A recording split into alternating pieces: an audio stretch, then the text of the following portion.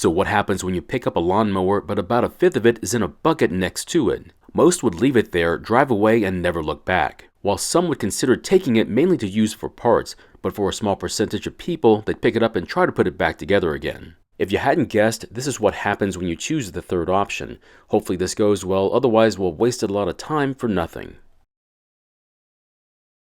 In today's video, we're going to be looking at this Craftsman lawnmower, and the problem is that we just got it cleaned up and put back together, and now we need to see if we can get it working again. I will say that this lawnmower has come a long way from how we found it, but this is when the real fun begins. Now, I'm going to try and repair this lawnmower, but yours might be different, so this might not work on yours. So if things are not working out for you like in the video, please ask about it, and I'll be glad to answer your questions. So in the last video, we did do a visual inspection of it, but with parts of the mower missing, it made it a bit more difficult to get a real idea of what we're dealing with. But after our cleaning, it's now a whole lot easier to tell what's truly going on with it, and it turns out this mower is in excellent shape. So according to these markings on the cover, this engine is about 15 years old, but to be quite honest, you really couldn't tell by the way the rest of the mower looks. Unfortunately, the original battery didn't fare as well as the engine, which makes me wonder why anyone would want a battery electric mower. Now that discussion I'll leave for a different video where I show you the Ego mower that I was able to find free on the curb. So it looks like we're not going to get any free gasoline with this mower, but it's not as important as making sure that we do have some oil, which luckily it looks like we do have. Now to be honest, this engine oil doesn't look that bad, but of course as part of standard procedure, we will be changing it before we sell it. We also took the blade off for a good cleaning, sharpening, and balancing, which should help to extend the life of the engine. So if the blade is unbalanced, it'll cause a lot of vibrations through the entire machine, which might affect how the oiling system works. Next on our list is to put it back on its wheels, physically prime the engine with some gasoline, and then see if it'll start and run for a second or two.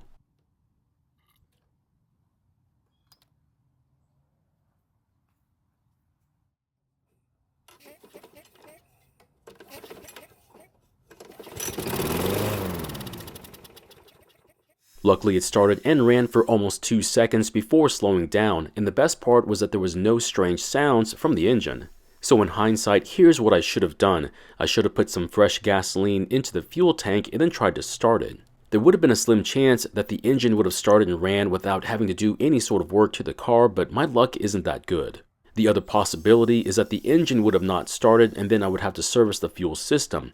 I would then have to avoid trying to make a mess with the fuel that I just put into the system.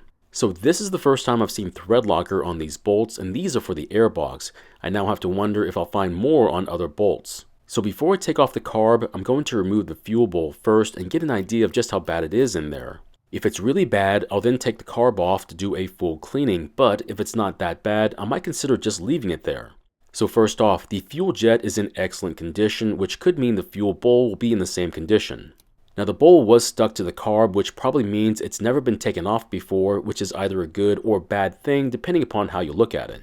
So the dirt that you see in the bowl came from the outside, but as you can see, it would appear that the carb is in fantastic shape. The float for the carb is also not stuck, which is great news, and when I lift it up, it's almost parallel with the carb, which means the seat for the needle is not swollen because of ethanol fuel. Now while I'm here, I might as well check on all the openings on the front of the carb and make sure that there are no blockages, and to my surprise, I didn't find any problems. That means after a bit of cleaning on all the parts we just took off this mower, we should be good to put all the parts back on and move on to another item on our list to fix. So here's what I think happened to this lawnmower. I think someone ran this mower until it stopped in preparation to work on it, which was very smart of them. And because of that choice, the fuel system did not suffer any damage while it was set aside to be worked on. I know that a lot of consumers will leave fuel in their tanks for a long time thinking it's going to start the next time they use it. But when you're talking about longer periods of time, say years, an empty fuel tank seems to work best. Of course, if you're certain that you're going to use the mower in a couple of months, it might be worth the risk to leave fuel in it. But to be honest, I've never met anyone who could predict the future. Now the fuel I'm using is 100% gasoline, there is no ethanol in it, and on top of that, it's been stabilized for long-term storage. Now if you can't get 100% gasoline in your area, then consider using a good stabilizer. So before you fill up your tank, try adding a splash of gasoline first. That way if the carb does leak, you won't lose too much fuel and it'll be easier to clean up. Once you know that it's not going to leak, then pour in as much fuel as you want. Also, when installing the air filter base, make sure that you connect the port on the back to the breather hose. If you don't, unfiltered air will make its way into the engine through this open port, which will then cause it to wear out faster due to dirt and debris making its way inside. Now, since I know this carb is not going to leak any fuel, I'll install a new air filter. It won't hurt to use a dirty air filter, but it could cause the engine to use more fuel than normal, and it could be down on power as well. So if your mower is down on power and it likes to stop while you're using it, then one of the things you want to check is your air filter. Of course, there are about half a dozen reasons why an engine would stop, but starting with the air filter is a good place to start. So this is the part of the repair that's going to focus on the neglected parts of the mower, and that's despite it being somewhat maintained. So don't forget that keeping an engine running at tip-top shape is only part of the job. You still have the rest of the mower to deal with as well. So here's the thing, these wheels have probably never been lubricated and they've held up surprisingly well. But just imagine what kind of condition they'd be in if they had been lubed once or twice in their entire lifetime. Now, even though this particular wheel seems to be in great condition, it's hiding a terrible secret, and it was only when I put the wheel back on that I noticed it. So as you can see, even though I just applied some lube to it, this wheel doesn't want to spin, meaning there's something binding up which doesn't make sense. But after taking the wheel off to see what it was, it now makes total sense. What you're looking at is someone's attempt to fix something they caused. So because this wheel was never lubricated in its entire life, it's now just a little bit wobbly, and to try and fix that, they added a large fender washer to the backside of the wheel. The problem is that washer is just a little too thick, and to be honest, it's the opening in the wheel that's worn out, and adding a washer isn't going to fix anything. Yes, you are right, if the washer was just a tad bit thinner, it would reduce the wobbling, but it's not the best way to fix it. Speaking of applying lube, I'm also going to apply some to the ends of the cable to keep them working well, and of course trying to save them from breaking in the future.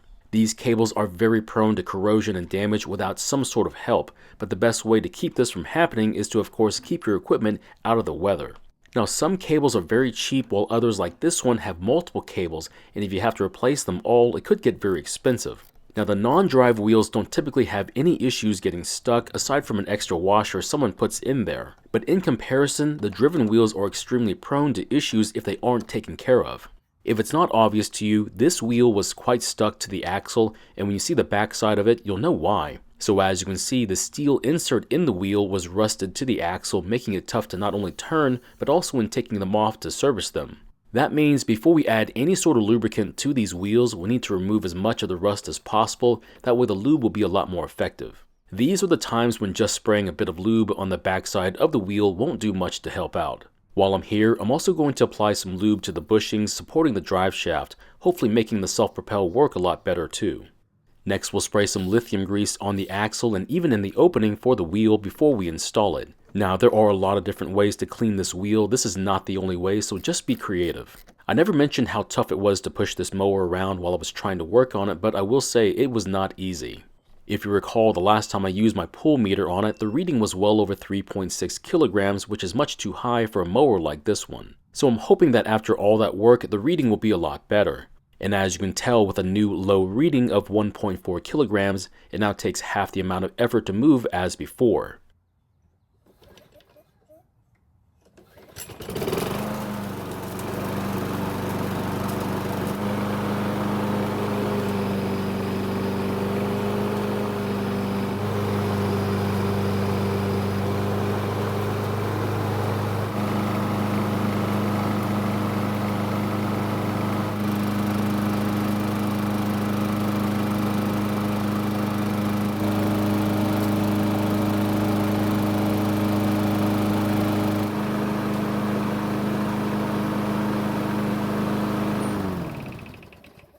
So it's been running for about 5 minutes and it should be close to normal operating temperatures. Let's see how it starts when it's hot.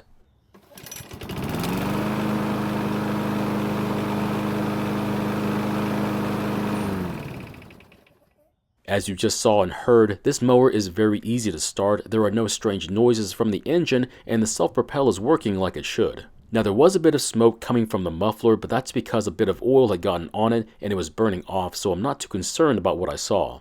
Of course, I had to confirm this with more test starts, and there was indeed no more smoke from this area. Also, if you're curious, the typical reading on my pull meter for a mower like this one would be around 2 to 2.5 kilograms. What that means is that lubricating the wheels is something worth doing, and if it's done more often, the better it'll be. Also, while you're at it, you might as well apply a thin lubricant to all the cables and any parts that move. This will keep them moving and working well for years after you get it. Of course, it is your mower, and you can do or not do whatever you feel like is best. Now, as for this lawnmower, it seems to have been somewhat taken care of, and besides its little timeout in pieces, it looks like it's going to be a great mower again. It just goes to show you that it's not too late, and even though it was lacking in maintenance, it can still come back from it. Now, I will let you know that not all mowers are the same. This one is built very well, so it took the neglect extremely well. But if you're trying to save a cheaply made lawnmower with the same condition as this one, it's doubtful that you have the same results. But don't let that stop you from trying. As long as the engine starts and runs, and even if the engine is making some interesting noises, it'll still cut the grass, which means it's definitely worth fixing. The only thing left to do on this mower is to get the key start working again, and after some extensive testing, we should be ready to sell it. So my question is, do you think it's worth fixing an old lawnmower like this one? Or maybe it's the one in your shed or the one that's been sitting under a tree for years. I know that I'm a bit biased, but I think most are worth saving just so long as you don't need to replace the engine. So if you have the free time and a couple of bucks to spend, I have no doubt it's worth fixing. Thank you for watching. I really do appreciate your time here. Please feel free to ask me any questions about this project or about your own projects, and I hope to see you in the next video.